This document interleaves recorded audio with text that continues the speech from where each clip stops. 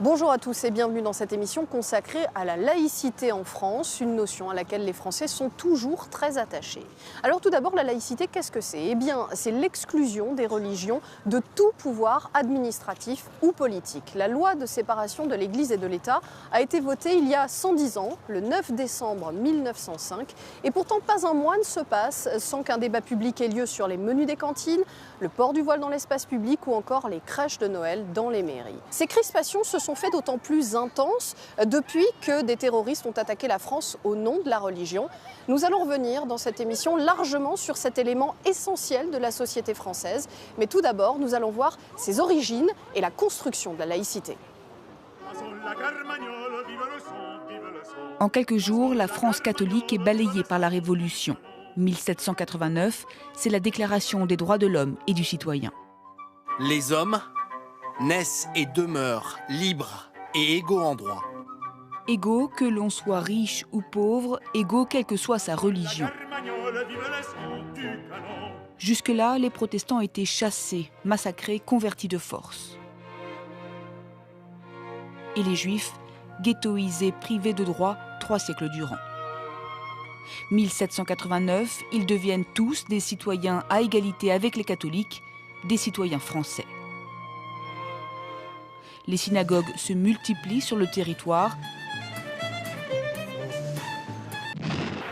Quant aux musulmans, on ne les connaît réellement qu'en 1830, avec la colonisation de l'Algérie.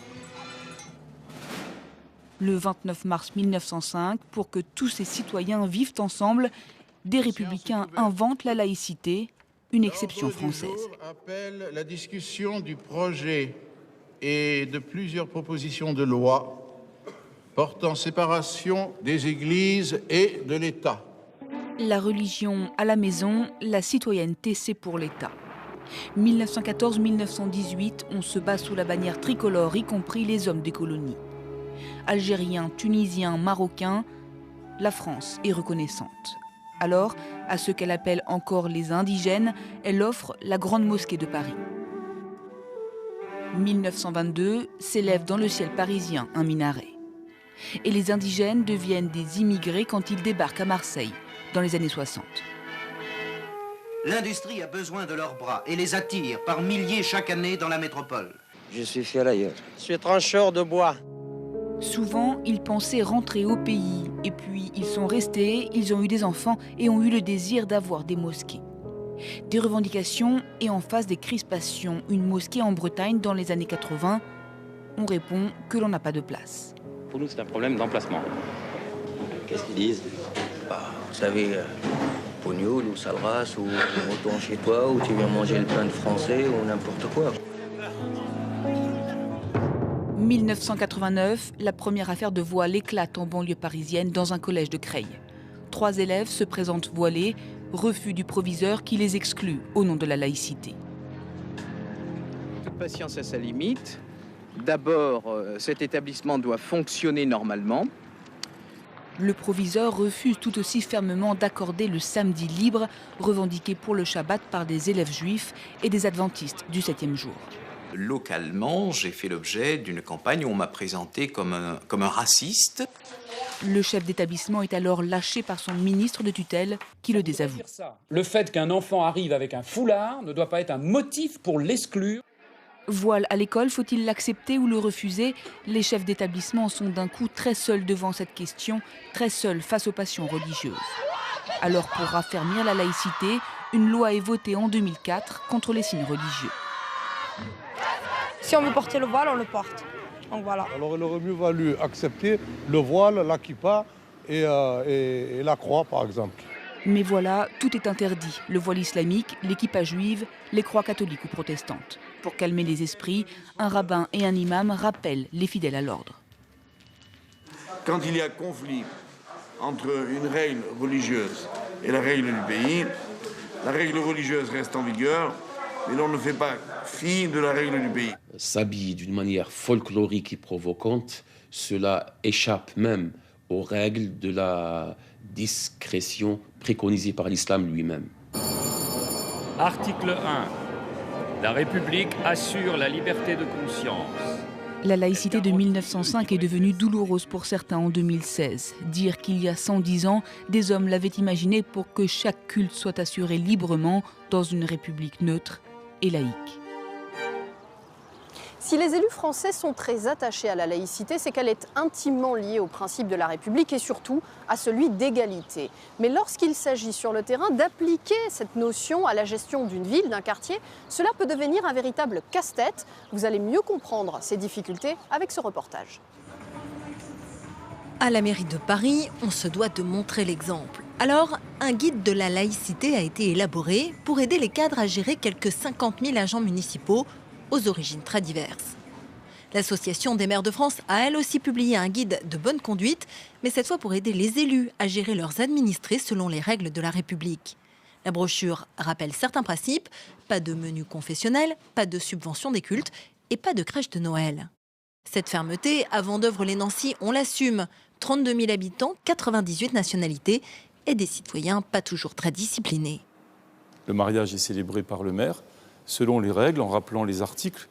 Et s'il y a une tentative ou une tentation de faire une référence à quelque chose de religieux dans une prière ou autre, je stoppe tout de suite et j'arrête. Et ça ne s'arrête pas aux portes de la mairie. Dans tous les bâtiments publics, les principes de laïcité doivent s'appliquer. Lorsque le maire loue une salle municipale à une association, il fait preuve de la même vigilance. Ici, une personne, une fois, est venue pour réserver la salle. Ça devait être un repas de famille, donc il y avait d'autres salles avec d'autres utilisateurs. Et cette personne avait une fois sorti un tapis, voulait faire une prière. Donc tout de suite, on lui a dit c'est impossible, on stoppe l'activité. Sarcelles, 60 000 habitants, 80 nationalités. Le maire ici a choisi une approche plus souple de la laïcité. Plusieurs fois par an, il prête par exemple ce gymnase aux communautés musulmanes ou juives. Si on devait appliquer la règle stricte de la laïcité, cette tolérance se prête 2-3 fois par an à des moments exceptionnels d'équipement public pour l'exercice de faits religieux devrait être complètement proscrit. Et là je dirais donc aux musulmans, aux juifs, aux catholiques de Sarcelles, je ne peux plus rien faire pour vous. Et donc, ils me diraient, mais comment on fait ? Priez dans la rue, priez par terre, c'est votre problème, c'est plus le mien. Dans les écoles de la ville, les enfants ont le choix entre 3 menus, standard, sans porc et même sans viande du tout. Dans ces écoles-là, dans l'école de la République, mais sur un temps qui n'est pas un temps éducatif, parce que la cantine, c'est un service municipal, on applique, d'une manière un peu hypocrite et sans le dire, une règle religieuse. Ou en tout cas, on n'oblige pas des enfants qui pratiquent une religion à violer des règles fondamentales de leur religion. Deux maires, deux approches, deux philosophies qui semblent irréconciliables et qui, selon certains, portent des messages très différents. La laïcité, c'est ce qui nous permet de faire bloc. C'est ce qui nous permet de se reconnaître. On peut être socialiste, libéraux, conservateurs, progressistes et en désaccord sur beaucoup de choses, mais ce qui fait qu'ensemble, on est absolument prêt à faire front à une attaque djihadiste, cléricale, islamique, c'est qu'on est laïque et qu'on défend la laïcité. Pour cette spécialiste des religions, la laïcité doit au contraire être plus ouverte. Dans une France qui est très diverse, qu'on le veuille ou non, on a plus intérêt à jouer l'ouverture et à justement comprendre les problématiques des communautés, plutôt qu'à rentrer dans des logiques clivantes et à inciter les gens à sombrer dans une forme de communautarisme ou d'entre-soi. Selon de récentes études, une grande majorité de Français est favorable à une laïcité stricte et souhaite que la religion reste cantonnée à l'espace privé. Le débat sur la lettre et l'esprit de la loi, on va le prolonger avec Didier Lesky, auteur avec Régis Debray de la laïcité au quotidien, guide pratique. Bonjour, merci d'être avec moi. Pourquoi est-ce qu'il est important aujourd'hui en France de défendre la laïcité ? Parce que ça fait partie de notre identité historique depuis la Révolution française, c'est-à-dire depuis le moment où les révolutionnaires français ont décidé de sortir l'Église catholique qui avait la prétention de régenter l'ensemble de la vie sociale de la naissance à la mort. Et en étant, elle, Église, dans cette posture de vouloir tout organiser de la vie sociale, elle excluait ou elle amoindrisserait les droits de ceux qui croyaient autre chose. Est-ce qu'elle est aujourd'hui attaquée, cette notion de laïcité en France ? Le sentiment qu'il peut y avoir dans une partie de la population française, c'est que certaines religions ont une prétention justement à revenir au moment de cette séparation, c'est-à-dire à vouloir régenter, organiser la vie de quelqu'un. Et là, ça pose problème parce qu'il y a le sentiment d'un recul. Toutes ces polémiques sur le voile, sur les signes extérieurs religieux, les signes ostentatoires, les crèches dans les mairies, les menus des cantines, est-ce que finalement ça ne nuit pas quelque part à l'unité de la société française ? Alors, les débats ont souvent lieu autour de l'école. Ce qui est obligatoire en France, ce n'est pas l'école, comme on a tendance à le croire, c'est l'instruction publique.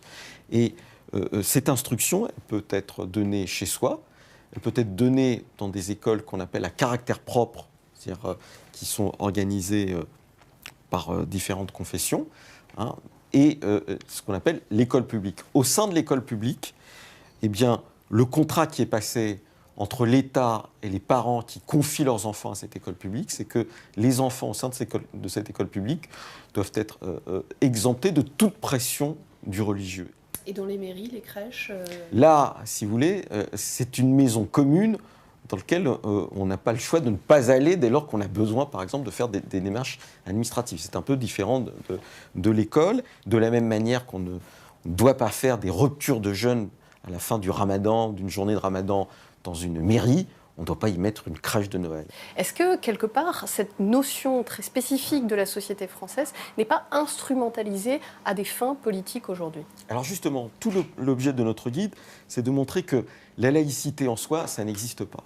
Hein, ce qui existe, ce sont des règles juridiques qu'on applique à des cas pratiques de la vie quotidienne, parce que la laïcité, au sens du droit, c'est l'organisation de la vie commune, avec des règles. Hein, et tant qu'on ne connaît pas les règles, tant qu'on ne les applique pas ou on ne comprend pas la manière dont on les applique, eh bien on peut avoir des débats infinis sur ce qu'est ou n'est pas la laïcité. Merci beaucoup Didier Leschi d'avoir été avec nous. Merci à vous. C'est la fin de cette émission, merci de l'avoir suivi. Restez avec nous sur France 24, l'actualité internationale continue sur notre antenne.